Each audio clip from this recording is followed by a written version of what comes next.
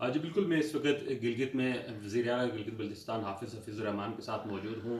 ملک بھر میں جو صورتحال ہے کرونا کی وہ تو سامنے ہی ہے، لیکن گلگت بلتستان میں بھی کرونا سے کافی کیسز سامنے آئے ہیں، لیکن کچھ اچھی خبریں بھی گلگت بلتستان سے یہ آئے کہ یہاں ریکوری کی ریشو بڑی اچھی ہے، لاک ڈاؤن پہ کافی عمل درآمد ہو رہا ہے۔ تو اوورآل جو صورتحال ہے، بہت شکریہ حافظ صاحب، آپ نے ہمیں وقت دیا۔ کیا دیکھتے ہیں جس طرح سے ملک میں کرونا پھیل رہا ہے، تو گلگت بلتستان کے اندر کی جو اس وقت کے حالات ہیں وہ کیا ہیں؟ بسم اللہ الرحمن الرحیم۔ میں سمجھتا ہوں کورونا ایک ایسی عالمی وبا ہے جس میں اگر ملک کے کسی بھی شہر میں تو سمجھ لیں پورے ملک میں موجود ہے، وہ اسی لحاظ سے ہم کام کر رہے ہیں۔ گلگت بلتستان میں جتنے بھی ہمارے اس وقت کیسز ہیں وہ 99% جو ہے وہ ٹریولرز ہیں، جو جی بی کے اپنے نہیں ہیں، باہر سے آئے ہیں زائرین کی شکل میں، تبلیغی جماعت والوں کی شکل میں، بعض جو ہے وہ بیرون ممالک سے جو عمرے وغیرہ کے جو کچھ دوست آئے ہیں۔ اب اللہ کا شکر ہے کہ ہم نے یہاں پہ ایک ڈسٹرکٹ کے اوپر بوجھ ڈالنے کے بجائے ان سب کو مختلف اضلاع میں تقسیم کیا، اور ان کی ٹریکنگ ٹریسنگ وغیرہ کافی مشکل کام تھا، وہ شروع میں ہی ہم نے الحمدللہ کیا۔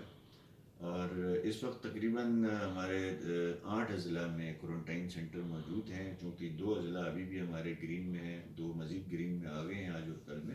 تو ان اضلاع میں ہم نے جو ٹاپ کلاس کے جو بھی ہوٹلز تھے، کہ بجائے ہم اسکول کالجز کے اندر جا کے تافتان والی کوارنٹائن کرتے جس سے ڈبل نقصان ہوتا، اس لیے ہم نے ہوٹلز کو کوارنٹائن سینٹر بنایا، 1 بیڈ 1 واش روم، اس کے ساتھ تمام وہ فیسلٹیز، اچھی ڈائٹ، اور ان کو وائی فائی سے لے کے ٹی وی کی، انٹرنیٹ کی فیسلٹی ساری مہیا کی گئی۔ اور آپ سرینا جیسا ہوٹل اور گلگت کا جو ہے وہ جی سی جیسا ہوٹل جو ہے، یہ سارے اس وقت ہمارے کوارنٹائن تو سینٹر آپ ہیں۔ سمجھتے ہیں کہ جو آپ کا ریکوری ریشو ہے اس کا ہائی ہونا کی بنیادی وجوہات کیا ہیں؟ اللہ بہتر جانتا ہے، کیونکہ اللہ کی ذات ہے جو یہ سارے فیصلے کرتی ہے۔ ہم نے یہی کیا کہ ہم سمجھتے ہیں اس کا کوئی دوائی تو ہے نہیں، اس کا ایک ہی علاج ہے کہ آپ آئسولیشن میں رکھیں اور ان کو اچھی جو ہے وہ ڈائٹ دیں، ان کی قوت مدافعت میں بہتری لیں۔ تو ہم نے ان کے ڈائٹ کے ذریعے کوشش کی ہے، ان کے جو انوائرمنٹ ان کو ایسا دیا جائے تاکہ ان کی قوت مدافعت مضبوط ہو۔ ہمارے جو مریض جو 78% ریکوری ہے یہاں پہ ابھی تک الحمدللہ، اس کی میں ایک تو وجہ یہی سمجھتا ہوں اللہ کے حکم، اس کی ذات کے بعد تو جو آپ کو ان کو انوائرمنٹ اچھا ملا، 1 main 1 bed 1 washroom, T V, internet life جو ہے وہ انہوں نے آسانی سے، ٹیلی فون کی سہولت ان کو ہم نے مہیا کی۔ اور اس کے ساتھ ساتھ ہم نے جو ٹیسٹنگ ہے، آپ دیکھ لیں کہ ٹیسٹنگ ہمارے باقی ملک کے آبادی کے لحاظ سے دیکھا جائے، کیسز دیکھا جائے تو آبادی کے لحاظ سے سب سے زیادہ ہمارے ہیں۔ یعنی آپ کے یہاں پہ 265 کیسز آ گئے، جو 15 لاکھ کی آبادی ہے۔ اصولاً یہ اگر آپ دیکھیں تو یہ 5-6 سے زیادہ نہیں ہونے چاہیے تھے۔ اب ہم یہ سمجھتے ہیں کہ جو 265-67 کیسز تھے اس میں سے تقریباً 200 ہمارے جو ہے وہ پازیٹیو سے نگیٹو ہو گئے ہیں، 60-65 رہ گئے ہیں۔ ہم نے اگلا مرحلہ شروع کیا ہے یہاں پہ، مرحلہ نمبر 2 میں ہم نے یہ کیا کہ وہ جو سمپٹومیٹک تھے یا ٹریولرز تھے، زائرین تھے، تبلیغی تھے، اس سے آگے جا کے ہم نے جتنے بھی اس آپریشن سے ریلیٹڈ جو ڈاکٹرز تھے، پیرامیڈکس تھے، ویسٹ مینجمنٹ تھے، سیکیورٹی والے تھے، ایڈمنسٹریشن کے لوگ تھے، ان کے ٹیسٹنگ ہم نے شروع کی ہے۔ 70% جو ہے ان کی ٹیسٹنگ ہو چکی ہے۔ اس کے بعد ہم نے جو لاک ڈاؤن کے دوران جو بازار کھلے، مطلب آپ کے گروسری شاپ، بیکریز، آپ کی جو ہے میڈیکل سٹورز وغیرہ، تو ان کو ہم نے جو ہے وہ ٹیسٹ کرنا شروع کیا، چونکہ ان کا کانٹیکٹ رہا اس دوران۔ تو اب اس میں بھی ہمیں جو ہے وہ میں سمجھتا ہوں کہ الارمنگ سچویشن ہے۔ بعض ایسے کیسز نکل آئے ہیں، بیکریز بالفرض، ایک بیکری میں 4 لوگ ہیں تو 4 کے 4 جو ہے وہ پازیٹیو آ رہے ہیں۔ یہ اگر ہم ٹیسٹ نہیں کرتے تو شاید پتہ نہ چلتا، ٹیسٹ ہو گئے ہیں۔ اب اس کے بعد ہم نے فلور ملک، اس سے پہلے ہم نے فلور ملک چونکہ کھلے تھے، چونکہ آٹے کی سپلائی جاری رکھی ہم نے، وہ سارے ہم نے ٹیسٹ کیے، وہ سارے جو ہے وہ ہمارے کلیئر نکلے ہیں۔ اب یہ جو بیکریز ہیں، پھر اب میڈیکل سٹورز ہیں، پھر اس کے بعد جو آپ کی گروسری سٹورز ہیں، ان سب میں لوگ جو ہے لاک ڈاؤن کے دوران بھی لوگوں کے ساتھ ملتے جلتے رہے ہیں۔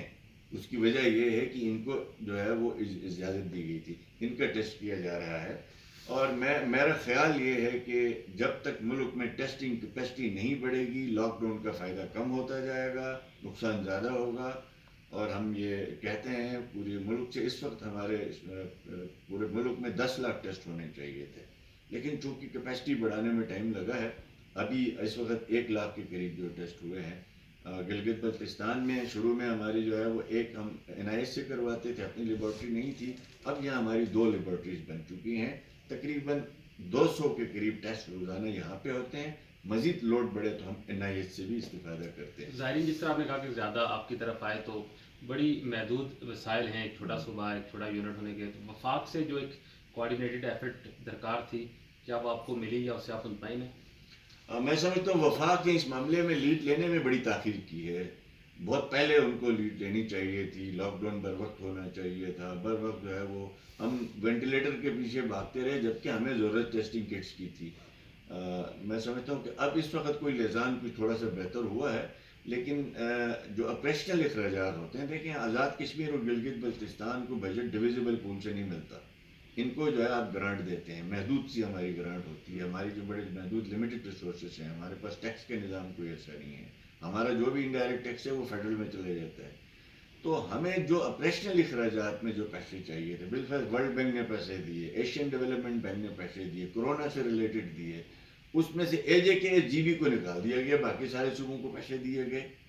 وہ ٹیسٹنگ کٹ تو سارے پنجاب کو بھی دے رہا ہے NIH، ہمیں بھی دے رہا ہے، NDA میں جو ہے وہ PPE جو ہے پنجاب کو بھی دے رہا ہے، ہمیں بھی دے رہا ہے، تو اصولاً ہونا یہ چاہیے تھا وہ جو آپ کے پاس انٹرنیشنل فنڈنگ آئی ہوئی تھی اس کا کچھ حصہ GBAJK کے آپریشنل اخراجات نہیں تو آپ جو روز اجلاس میں وزیر اعظم کے ساتھ شریک ہوتے ہیں تو آپ نے اس کا مطالبہ نہیں کیا؟ جی ہم کرتے ہیں، اور وہ یہی کہتے ہیں کہ آپ اپنی لسٹ بھیج دیں، ہم اپنی لسٹ بھیج دیتے ہیں۔ شروع میں جو ہم نے 65 کروڑ کی شروع کی بات ہے، لسٹ بھیج، آج تک اس پہ کچھ نہیں ہوا، انہوں نے کہا جی ہم آپ کو سامان دیں گے، ہم نے کہا جی ہم نے یہ 1700 آرڈر لیے ہوئے ہیں، 50,000 لوگوں کو راشن پہنچانا ہے، ڈیلی بیس پہ اتنے سارے اخراجات ہو رہے ہیں، تو وہ جی آپ بھیج دیں۔ ہم نے ابھی 2 بلین کی یہاں سے لسٹ بنا کے وفاق کو بھیجی ہے، تاہم اس کا کوئی فیصلہ نہیں ہوا ہے۔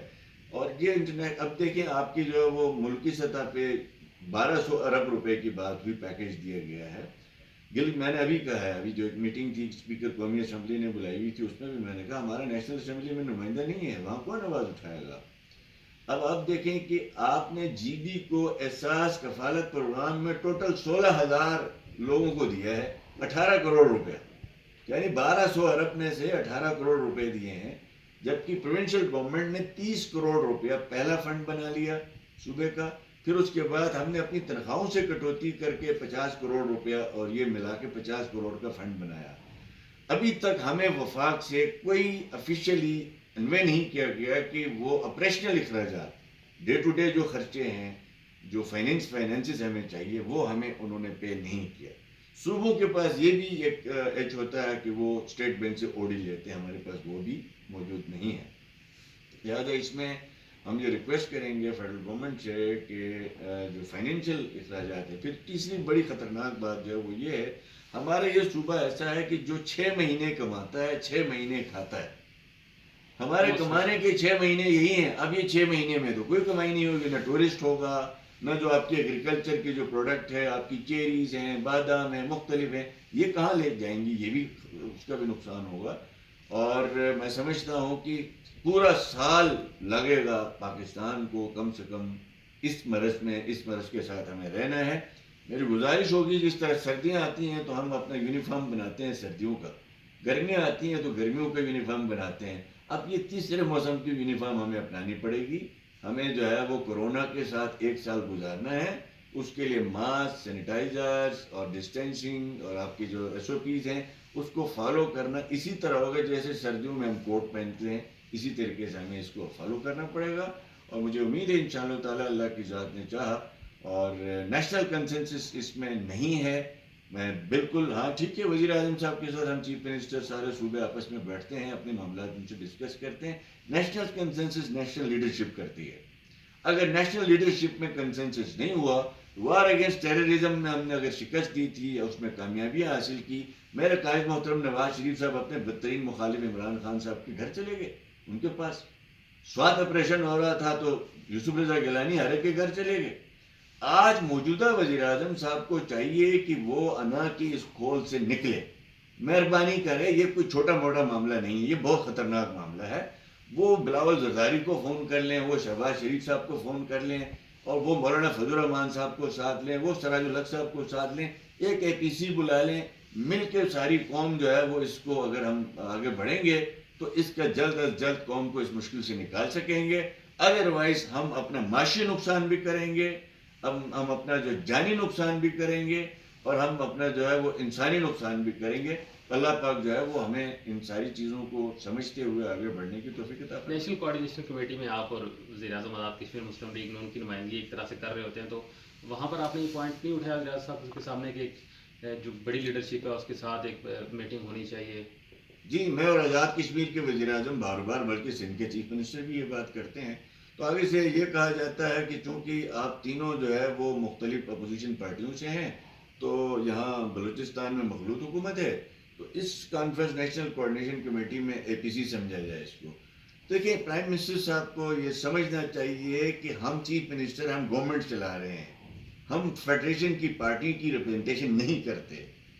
ان کو چاہیے، نیشنل لیڈرشپ کا رول ہے وہ اور ہوتا ہے، صوبائی حکومتوں کا رول اور ہوتا ہے. ہم نے ڈے ٹو ڈے چیزیں مینیج کر رہے ہیں، ہم نے نیریٹو سیٹ نہیں کرنا. نیریٹو بنانے میں جو رول ہوتا ہے وہ نیشنل لیڈرشپ کا ہوتا ہے. اور اب اگر اس میں بھی اگر کوئی وزیر اعظم اپنی انا سمجھتا ہے، اپنی ایگو کا مسئلہ بناتا ہے، کہ آج کہا جاتا ہے جو بے روزگاری ہوگی فلاں ہوگا، وہ بھائی اس تبدیلی سرکار کے آنے سے کے بعد جو ملک میں بے روزگاری ہوئی ہے وہ کورونا سے کم تو نہیں ہے. جو تباہی ہوئی ہے وہ کورونا سے کم تو نہیں ہے. کوئی پلان ہمیں نظر نہیں آ رہا کہ اگلے ایک سال میں جو 1 لاکھ لوگ میرے صوبے میں ملک بھر سے اور ملک بیرون ملک سے بے روزگار ہو کے آئے ہیں. ہمارا 1 سال کا جو پورا انڈسٹری کا جو کام تھا وہ تباہ ہو گیا. تو اگلے 1 سال میں اپنی ذاتی جو ہے وہ جو بھی اناد ہیں اس وقت ساری بلا دینی چاہیے. ٹھیک ہے، کسی کے خلاف انتقام لینا، کرپشن کا حساب کتاب کرنا ہے، وہ اداروں کو کرنے دیں. آپ کا کام یہ ہے کہ آپ لیڈ لیں، قیادت کریں ملک کی. ساری اپوزیشن پر جو جماعتیں آپ کے ساتھ کھڑی نہیں ہوں گی تو وہ خود ایکسپوز ہو جائیں گی. اور اگر آپ یہ کام نہیں کریں گے تو ہم یہ سمجھیں گے کہ آپ اس معاملے میں سنجیدہ نہیں ہیں. ویڈیو کو روک کے ایک دوبارہ سے کر لیں. رمضان مبارک ہے کہ وفاق نے یہ فیصلہ کیا ہے کہ رمضان مبارک میں مساجد بند کریں گے. ایک تو اس فیصلے کو کیسے دیکھتے ہیں، اور آپ کیونکہ ایک ڈائیورسڈ یہاں کمیونٹیز ہیں، مختلف مسالک کے لوگ ہیں، تو کیا آپ کا پلان ہے رمضان مبارک کے حوالے سے؟ جی بھی دیکھیں، یہ ایک نیشنل لیول پہ پریزیڈنٹ صاحب نے علماء کی ایک کانفرنس کی جس میں ہماری بھی نمائندگی موجود تھی، اور آج وزیر اعظم صاحب بھی کوئی کانفرنس لے رہے ہیں.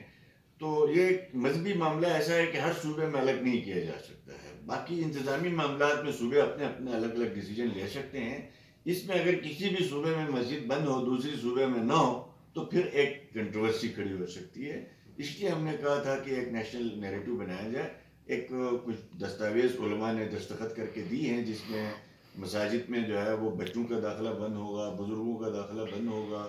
اور میرے نبی پاک صلی اللہ علیہ وسلم نے تو فرمایا ہے کہ پیاز کھا کے مسجد میں نہ جایا کرو. اور ہماری کوئی عبادت ایسی نہیں ہے کہ جہاں پہ ہم مجمع لگائے بغیر ہم عبادت نہ کر سکتے ہوں. اللہ کے بارے میں ہم سب کا عقیدہ یہی ہے، قرآن یہی کہتا ہے کہ تمہاری شہر سے قریب ہے. جتنی تنہائی میں بیٹھ کے اللہ کو یاد کیا جائے اس کا زیادہ فائدہ ہوگا. اور انشاءاللہ جو ایس او پیز بنی ہیں مساجد کے اندر جو ہے وہ صف اور صف کے درمیان جو ہے وہ 6 فٹ کا فاصلہ، اور ایک نمازی اور دوسرے نمازی کے درمیان جو سوشل ڈسٹینسنگ کی بات کی گئی ہے اس کو. اور ہم نے یہاں آلریڈی ایک G B R S P اور ویسٹ مینجمنٹ کی ذمہ داری لگائی ہے. تمام مساجد کی ڈیلی بیس پہ ڈس انفیکشن کی جائے اور وہاں پہ سوشلی لوگوں کو موبلائز کیا جائے. ڈنڈے کے ذریعے سے کبھی بھی نمازیوں کو کنٹرول نہیں کیا جا سکتا ہے. ہم نے 3 دن کا لاک ڈاؤن برقرار رکھا ہے، کمپلیٹ سخت ترین، جس میں آپ کے جمعہ ہفتہ اتوار ہے. اس میں ہماری کوشش یہ ہے کہ جب ایک بیماری کا علاج ہی وہی ہے. ہمارے دین میں تو یہی ہے نا کہ آپ کو علاج کے لیے اگر آپ کو شراب تجویز کی جاتی ہے، خدا نخواستہ ایک گھونٹ پینے کے لیے، اس سے آپ کا جو ہے مرض ٹھیک ہو سکتا ہے، آپ کو الاؤ کیا گیا ہے. آپ کو خنزیر کا گوشت اگر کھا کے اگر 2 منٹ کے لیے آپ کی جان بچ سکتی ہے مثال، تو اس کو بھی الاؤ کیا گیا ہے جان بچانے کی خاطر. تو آپ کی کون سی ایسی عبادت ہو سکتی ہے جس کو جاری رکھنے کا حکم ہو کہ آپ جس کی ذریعے سے کسی کی جان کو خطرہ ہو؟ یہ علماء بہتر جانتے ہیں. علماء اب یہاں پہ جب ہم یہ کرتے ہیں نا کہ ہم جو بدقسمتی سے جب امداد تقسیم کرتے وقت ہزاروں کا مجمع بنا دیتے ہیں اور ادھر ہم کہتے ہیں مسجد میں نہ جاؤ، تو یہ کنٹرڈکشن ہوتی ہے. تو لہٰذا یہ امداد تقسیم کرتے وقت بھی ہم نے مجمع نہیں لگانے ہیں.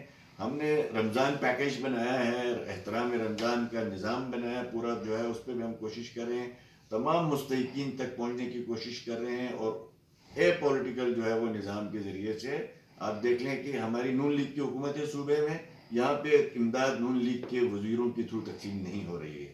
یہاں ٹوٹلی ہم نے مسجد کا امام, نمبردار, ایڈمنسٹریشن اور گلگت بلتستان ڈیزاسٹر مینجمنٹ ان کے ذریعے امداد تقسیم کر رہے ہیں.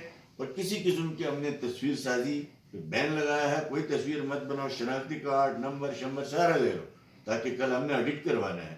لیکن اس کی کوئی شہرت کے لیے کسی کی عزت نفس سے نہ کھیلا جائے. اللہ سے دعا ہے, رمضان المبارک آگے آ رہا ہے, ہم سب کو انفرادی اجتماعی اپنی عبادات کے اندر سوشل ڈسٹینسنگ کا خیال کرتے ہوئے اللہ سے مانگنا ہے. اور اس مسئلے سے اس رمضان کے دوران جو ہم دعائیں کریں گے انشاءاللہ وہ قبول ہوں گی. ہماری دعا ہے کہ رمضان سے پہلے اس مسئلے سے اللہ پاک ملک اور قوم کو اس سے. آخری سوال سر, کیونکہ بحرانی کیفیت ہے اس وقت سارے ملک میں, ٹی وی میں بھی, لیکن دوسری طرف آپ کی جو گورنمنٹ کی مدت ہے وہ بھی ختم ہونے جا رہی ہے. 2 ماہ بعد آپ کے پاس صرف 2 ماہ ہیں, تو کوئی ایسا پاسبلٹی ہے اس کی ایکسٹینشن کی, یا کیسے اس معاملے کو دیکھا جائے گا؟ دیکھیں یہ میں سمجھتا ہوں کہ ابھی تک تو کوئی اس پہ کوئی غور و خوض نہیں ہونا چاہیے. وفاق کو بیٹھ کے اس پہ غور کرنا چاہیے کہ ہم تو چاہ رہے ہیں کہ جو 26 جون یا 25 جون جو ہمارا لاسٹ ٹائم ہے اس سے 1 گھنٹہ مزید نہ رہا جائے, اس لیے کہ ہمیں مینڈیٹ اتنے دنوں کا ملا ہے. آج کل حکومت کرنا جو ہے وہ کانٹوں کی سیج ہے. ہم تو اپنی جماعت میں ہم یہ ڈسکس کریں جتنی جلدی ہمارے دن پورے ہو جائیں. الحمدللہ اس وقت ہم ہائی مورل گراؤنڈ میں ہیں, ہمارے اوپر کوئی الزام, ہم نے 100% اپنے وعدے پورے کیے ہیں. یہ کورونا ایڈیشنل چیز آ گئی تھی اللہ کی طرف سے, اس میں بھی بیسٹ پاسبل اقدامات کیے گئے ہیں. خدا نخواستہ اگر اس کے بعد بھی ہم چمٹے رہتے ہیں یا ہمیں رکھا جاتا ہے, اس کے بعد صورتحال خراب ہوتی ہے, تو سارا ملبہ جو ہے وہ گر سکتا ہے. ہماری پوری کوشش ہوگی کہ فیڈرل گورنمنٹ سے ہم نے ریکویسٹ کی ہے کہ ارلی اس پہ غور و خوض کیا جائے اور جلد از جلد اس کا کوئی فیصلہ کیا جائے. ہم چاہتے ہیں بر وقت الیکشن, بر وقت نگران حکومت. لیکن ان حالات میں کیسے بر وقت الیکشن ہوں گے؟ دیکھیں آگے مئی میں پتہ چلے گا, اس کے لیے مئی تک ہمیں صبر کرنا ہے. مئی میں پتہ چلے گا کہ یہ کس سمت میں جاتا ہے کورونا, اور اگر یہی صورتحال رہتی خدا نخواستہ تو الیکشن تو نہیں ہو سکتے. پھر اس کے لیے پھر وفاق اور یہاں ساری جماعتوں سے مشورہ کر کے کوئی فیصلہ کیا جائے گا, لیکن فی الحال کوئی ایسا فیصلہ نہیں ہوا. بہت بہت شکریہ. حافظ الرحمان سے گفتگو کر رہے تھے. گلے شکوے انہیں ضرور ہیں, لیکن پر امید ضرور ہیں کہ کوآرڈینیٹڈ ایفرٹ اگر پوری قوم کرے گی تو اس کرونا کی وبا سے ہم جو ہے وہ نکلیں گے, اس سے ہم بچیں گے, اور اس جو عوام ہے اس کو ہم بچا لیں گے. جی.